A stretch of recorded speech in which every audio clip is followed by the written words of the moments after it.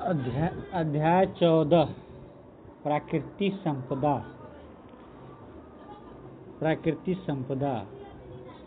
पृथ्वी पर जीवों के लिए ऊर्जा का प्रमुख स्रोत सूर्य है। पृथ्वी पर जीवों की ऊर्जा का प्रमुख स्रोत जीव है।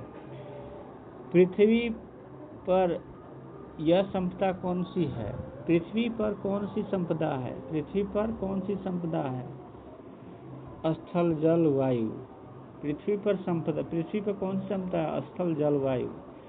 पृथ्वी की सबसे बाहरी परत को स्थल मंडल। पृथ्वी की सबसे बाहरी परत को स्थल मंडल। पृथ्वी पर जल के रूप में पाए जाने वाले भाग को क्या बोलते हैं? जल मंडल।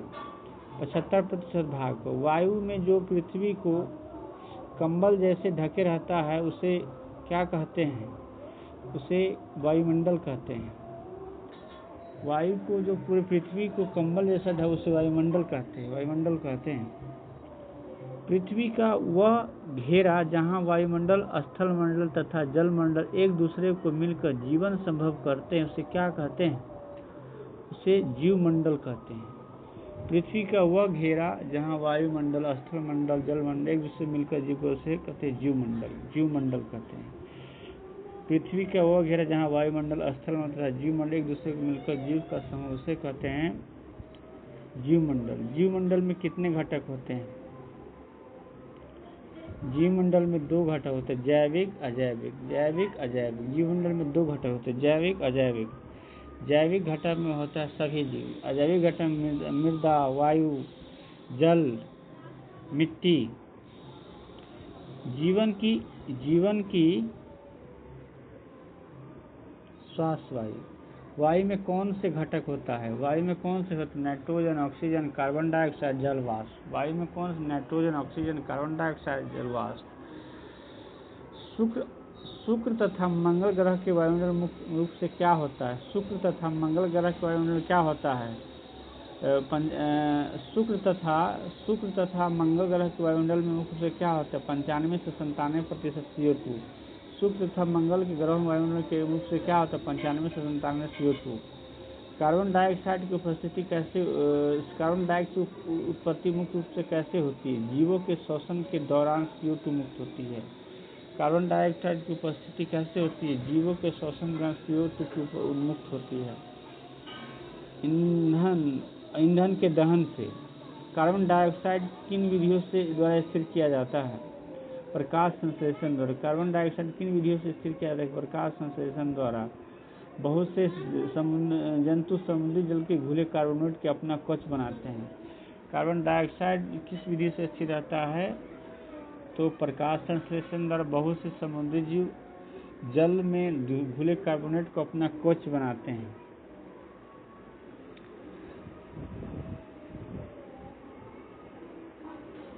जलवायु।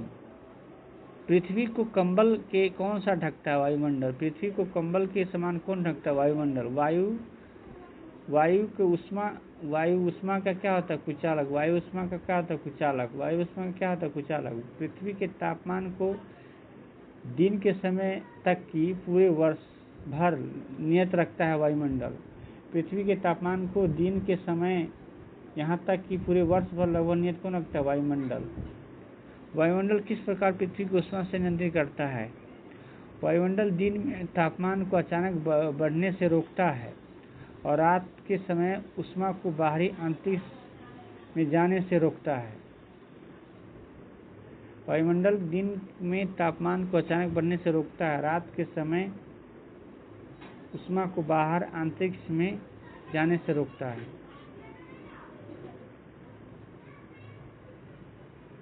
चंद्रमा की सतह पर जहाँ वायुमंडल नहीं है वह तापमान कितना होगा? 190 से 110 डिग्री के मध्य। चंद्रमा की सतह पर वायुमंडल नहीं है पर तापमान कितना रहता है? 190 से 110 के मध्य रहता है। चंद्रमा की सतह वायुमंडल नहीं है पर तापमान कितना रहता है? -110 से 110 डिग्री के मध्य रहता है। क्या बलू यानी स्थल, जल, समुद्र एक समान दर से गर्म ठंडा होते हैं? नहीं। स्थल तथा समुद्र एक समान दर से ठंडा होते नहीं। स्थल जल्दी गर्म तथा जल्दी ठंडा होता है। जल देर से गर्म होता है, जल देर से ठंडा होता है। वायु की गति समीर तेज हवा या तूफान चलने वाले के कारण होता है। समीर तेज हवा या तूफान चलने के कारण होता है। वायुमंडल में हवा गर्म होने के कारण होता है। समीर तेज हवा तूफान चलने क्या कारण होता है? समीर तेज हवा तूफान चलने का कारण वायुमंडल हवा में गर्म होने के कारण। वायुमंडल क्यों गर्म होता है? वायुमंडल क्यों गर्म? स्थलीय भाग या जलीय भाग से होने वाले विकिरण के परावर्तन तथा पुनर्विकिरण के कारण। स्थलीय भाग के जलीय भाग से होने वाले विकिरण के परावर्तन या पुनर्विकर्तन के कारण होता है। जब वायु गर्म होती है तो इसका प्रवाह होता है ऊपर की ओर होता है। तटीय क्षेत्र में दिन के समय पवन चलने की दिशा क्या है? समुद्र से स्थल की ओर। तटीय क्षेत्र में दिन के समय पवन का समुद्र से स्थल की ओर। तटीय क्षेत्र में दिन के समय पवन चलने की दिशा समुद्र से स्थल की ओर। तटीय क्षेत्र में रात के समय स्थल से समुद्र की ओर। हवा बहने की दिशा क्या होती है? कम दाब वाले क्षेत्र से प्रवाहित होती है। हवा बहने की दिशा क्या होती है? कम दाब वाले से प्रवाहित होती है। एक क्षेत्र दूसरे क्षेत्र में वायु को प्रवाह को क्या कहा जाता है? एक क्षेत्र से दूसरे क्षेत्र में वायु को प्रवाह पवन कहते हैं।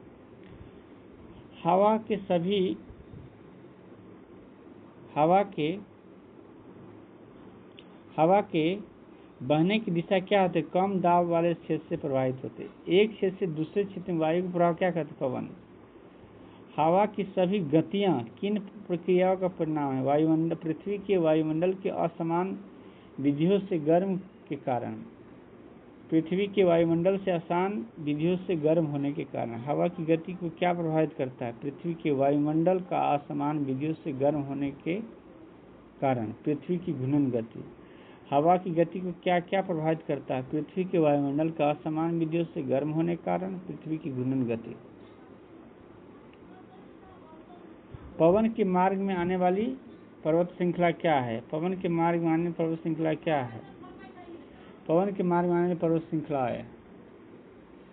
हवा की गति को क्या क्या प्रभावित? पृथ्वी के वायुमंडल असमान विधियों से गर्म होने के कारण पृथ्वी की घूर्णन गति। पवन के मार्ग में आने वाली पर्वत श्रृंखला है। वर्षा की प्रक्रिया की दिन के समय जल से वाष्पन। दिन के समय गर्म वायु से अपने साथ जलवाष्प लेकर ऊपर की उठ जाती है। जल वाष्प ऊपर जाकर ठंडा हो जाता तथा संघनित होकर जल की बूंदे का निर्माण करता है। जब ये बूंदे बड़ी तथा संघनित हो जाती है तो यह नीचे की ओर गिरती है। नाभिक किसे कहते हैं? वह कण जिसके चारों ओर जलवाष्प एकत्रित होकर वर्षा के बूंद निर्माण करते हैं। नाभिक किसे कहते हैं? वह कण जिसके चारों जलवाष्प एकत्रित होकर वर्षा के बूंद का निर्माण करते हैं। समानतः वायु में उपस्थित धूलकण के कारण धूल के कण तथा दूसरे निलंबित कण नाभिक के रूप में कार्य करते हैं। हिमवृष्टि ओला कैसे अवक्षेपित होता है? तापमान कम होने पर वर्षा की बूंद हिमवृष्टि या ओला में अवक्षेपित हो जाते हैं। भारत के बड़े भूभाग अधिकतर वर्षा किन कारणों से होती है? दक्षिण पश्चिम उत्तर पश्चिम के कारण होती है। नाइट्रोजन और सल्फर के ऑक्साइड कैसे बनते हैं? जीवाश्म के जलने से। नाइट्रोजन और सल्फर के ऑक्साइड किससे बनते हैं? जीवाश्म के जलने से। कोयला से नाइट्रोजन और पेट्रोलियम से सल्फर। अम्लीय वर्षा कैसे होती है? अम्लीय वर्षा जब कार्बन नाइट्रोजन सल्फर के ऑक्साइड वायुमंडल के जल से क्रिया करते तो विभिन्न अम्ल बनता है। जब यह अम्ल वर्षा के साथ बरसता है तो अम्लीय वर्षा कहते हैं। प्रदूषण के क्षेत्र में हाइड्रोकार्बन किसे कहते हैं? जो वायु में बिना जले कार्बन या पदार्थ निलंबित होते उसे हाइड्रोकार्बन कहते हैं। जो वायु में बिना जले कार्बन कण या पदार्थ से निलंबित होते उसे हाइड्रोकार्बन कहते हैं। धूम कोहरा किसे कहते हैं? सर्दी के मौसम में जब जल भी वायु में उपस्थित प्रदूषकों के साथ संघनित हो जाता है तो दृश्यता को कम कर देता है, से धूम कोहरा कहते हैं। धूम कोहरा किसकी ओर संकेत करता है? वायु प्रदूषण। कौन सी जीव अपनी उपस्थित सल्फर डाइऑक्साइड के स्तर को प्रति संवेदनशील है? लाइकेन। शुद्ध अथवा अलवणीय जल को कहा जाता है बर्फ। शुद्ध अथवा अलवणीय जल को कहा जाता है बर्फ के रूप में दोनों ध्रुव पर, भूमिगत जल के रूप में, नदियों, झीलों, तालाबों में।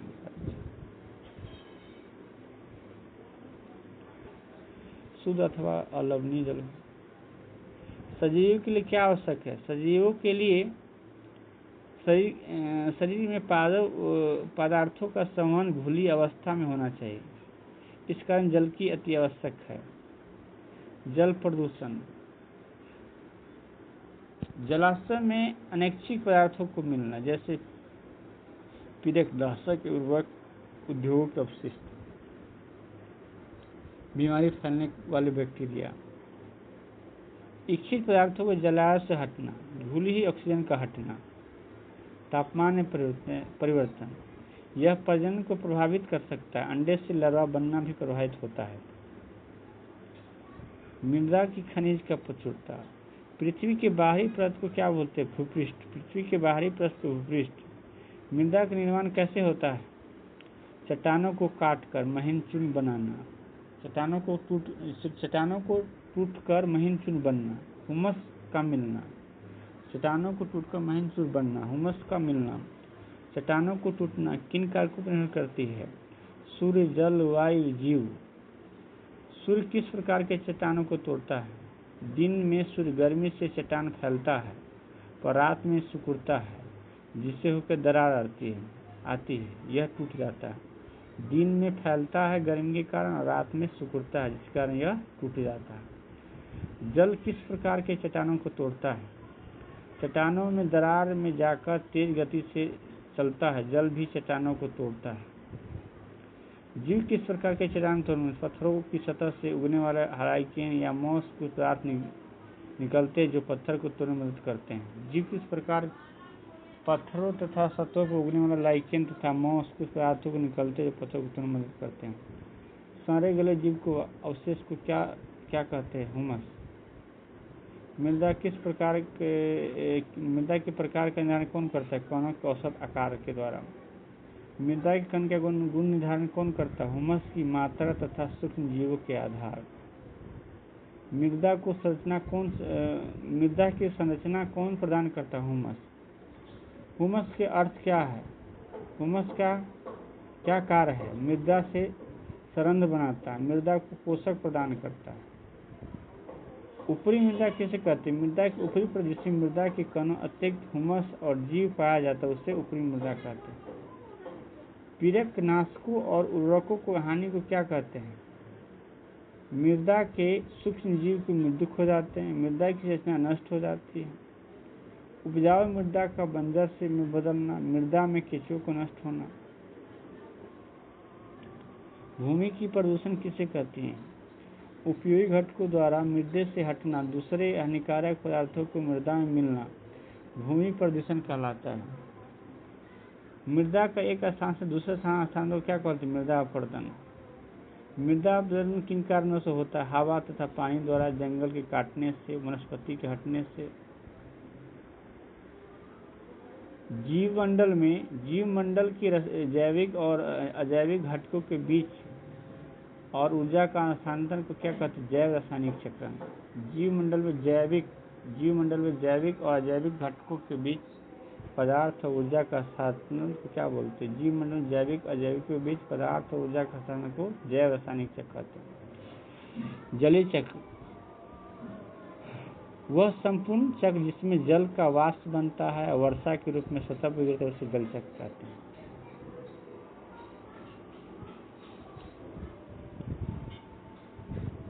समुद्र में विभिन्न लवण कैसे पहुंचता है? जब जल खनिज लवणों से होकर गुजरता है तो जल में घुल जाते हैं, फिर इंद्रिय से होते समुद्र में पहुंच जाते हैं।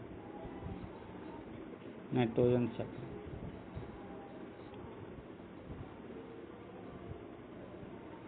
हमारे वायुमंडल में नाइट्रोजन 78% गैस के रूप में। नाइट्रोजन किन जैविक पदार्थों का बना होता है? नाइट्रोजन किन जैविक पदार्थों में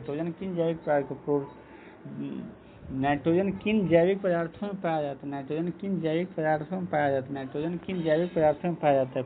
प्रोटीन, न्यूक्लिक अम्ल, डीएनए, आरएनए, कुछ विटामिन, एल्केलाइड। नाइट्रोजन किस जैविक पदार्थों में पाया जाता है? प्रोटीन, न्यूक्लिक अम्ल, डीएनए, आरएनए, कुछ विटामिन, एल्काइन सब में पाया जाता है। नाइट्रोजन स्थिरीकरण क्या कहते हैं? नाइट्रोजन स्थिरीकरण क्या होता है? नाइट्रोजन को नाइट्रेट तथा नाइट्राइट्स में बदलना। नाइट्रोजन स्थिरीकरण होता है। नाइट्रोजन स्थिरीकरण क्या होता है? नाइट्रोजन को नाइट्रेट तथा नाइट्राइट्स। नाइट्रोजन स्थिरीकरण कुछ तरीका को बताएं। कुछ स्वतंत्र बैक्टीरिया द्वारा, कुछ सहजीवी बैक्टीरिया जो फलीदार पौधे के जड़ों में पाया जाता है। बिजली के चमकने के समय नाइट्रोजन स्थिरीकरण कैसे होता है? बिजली के चमकते समय वायु में उच्च ताप और दाब नाइट्रोजन को नाइट्रोजन के ऑक्साइड में बदलता है। बिजली चमकने के समय वायु में उच्च ताप दाब पर नाइट्रोजन को नाइट्रोजन के ऑक्साइड में बदल देता है। यह ऑक्साइड जल में घुलकर नाइट्रिक तथा नाइट्रस अम्ल बनाते हैं। नाइट्रोजन के ऑक्साइड में बदलता है। यह जल में घुलकर नाइट्रस अम्ल बनाता है। ये वर्षा के साथ बरसता है, जिसका उपयोग जीवों द्वारा होता है। नाइट्रेट्स और नाइट्राइट्स को ग्रहण करने के किस रूप में बदल देता है? नाइट्राइट्स को ग्रहण कर उन्हें किस रूप में बदल देता है? अमीनो अम्ल, जिसका उपयोग बाद में प्रोटीन में होता है। अम्लीकरण किसे कहते हैं? मृत कार्बनिक पदार्थों मौजूद नाइट्रोजन को अमोनिया में बदलना। डीनाइट्रिफिकेशन का यह ऐसी प्रक्रिया जो नाइट्रेट्स की नाइट्रोजन में परिवर्तित किया जाता है।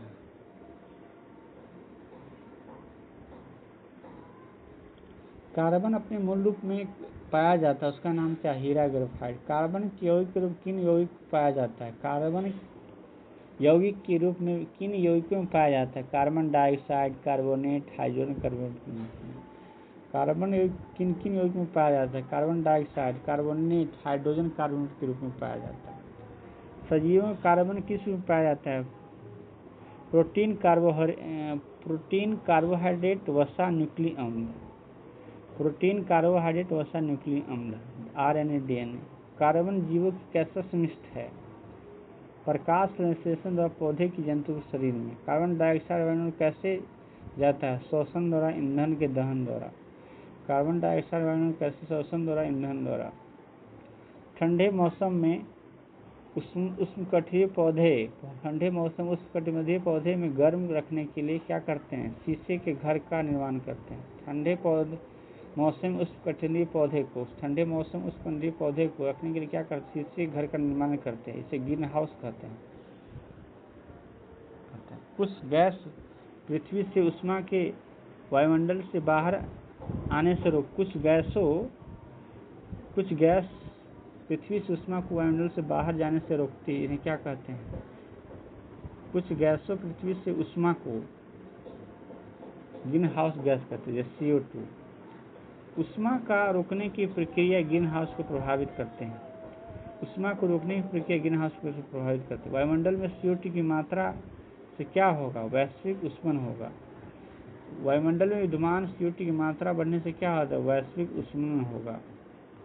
वायुमंडल में ऑक्सीजन किस पृथ्वी के पटल पर यह किस रूप में पाया जाता है? धातु। पृथ्वी के पटल के रूप में किस में पाया? धातु के सिलिकॉन ऑक्साइड के रूप में। यह कार्बोनेट, सल्फेट, नाइट्रेट तथा अन्य खनिजों के रूप में। ऑक्सीजन चक्र को लिखिए। ऑक्सीजन चक्र का अर्थ होता है वह चक्र जो वायुमंडल में ऑक्सीजन की मात्रा को संतुलित करता है। वायुमंडल में ऑक्सीजन का उपयोग किन किन विधियों से होता है? श्वसन, दहन, नाइट्रोजन के ऑक्साइड बनाते। वायुमंडल में ऑक्सीजन का उपयोग किन किन विधियों से? श्वसन, दहन, नाइट्रोजन के ऑक्साइड। वायुमंडल में ऑक्सीजन किस विधि से लौटती है? वायुमंडल में ऑक्सीजन किस विधि से? प्रकाश संश्लेषण। किन विधियों के द्वारा ऑक्सीजन की जहरीला होता है? कुछ बैक्टीरिया के लिए। किन जीवों के लिए ऑक्सीजन जहरीला होता है? कुछ बैक्टीरिया के लिए। तत्वीय ऑक्सीजन कितने परमाणु के होते हैं? 2 परमाणु का। ओजोन कितने परमाणु का? 3 परमाणु का। ओजोन कहाँ पाया जाता है? वायुमंडल के समताप मंडल में। ओजोन कहाँ पाया जाता है? वायुमंडल के समताप मंडल में। ओजोन कैसा होता है? विषैला। ओजोन किस प्रकार हमारी रक्षा करते हैं? सूर्य से आने वाले पराबैंगनी विकिरण को अवशोषित कर लेता है।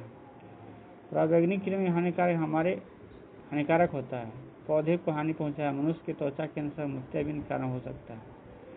ओजोन परत पर क्या क्षय किसके कारण होता है? विभिन्न प्रकार के यौगिक जैसे क्लोरोफ्लोरोकार्बन, क्लोरीफ्लोरीन युक्त कार्बन, बहुत से CFC बहुत अस्थायी यौगिक होते हैं। ये किसी जैव के द्वारा विघटित नहीं होते।